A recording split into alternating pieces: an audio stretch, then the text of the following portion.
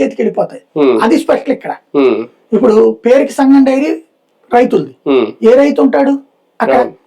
ఎవరిది ఉంటది నడిపేది? ఇదివరకు అయితే డైరీ పాలక మండలి వాళ్ళ నిర్ణయం ఇది. ఇప్పుడు ఇది పాలక మండలి ఉంటది. ఏంటంటే మన నాయకుడి చేతిలో ఉంటది. రేపు ఇది అంతే. ఆర్టీసీ ఇప్పుడు ఏమైంది, ఇంతకుముందే కాంట్రాక్టర్ డ్రైవర్లు, కాంట్రాక్ట్ కండక్టర్లను పెట్టేశారు.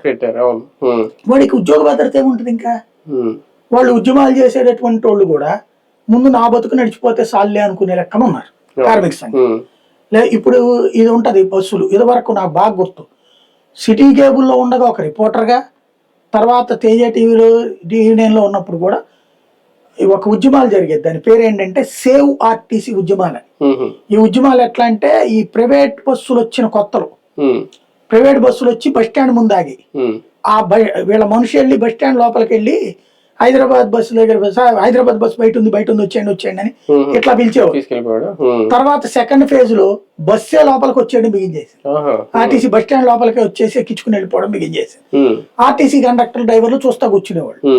ఆ స్టేజీలో వాళ్ళు ఎదురు తిరిగితే వీళ్ళేమో కొంచెం 4-5 రౌడీజంగా ఉండేవాళ్ళు, కొట్టుకోవడాలు ఇట్లాంటివి జరిగాయి. అప్పుడు ప్రభుత్వం సీరియస్ గా తీసుకుని చంద్రబాబు గారు కానీ వీళ్ళందరూ కూడా ఈ సంఘాలు పెట్టి మమ్మల్ని అందరినీ కూడా సహాయం అడిగితే, ఇట్లాగా మేము కూడా బస్ స్టాండ్ దగ్గర కాపలాగా వేసిన వాళ్ళం. ఈ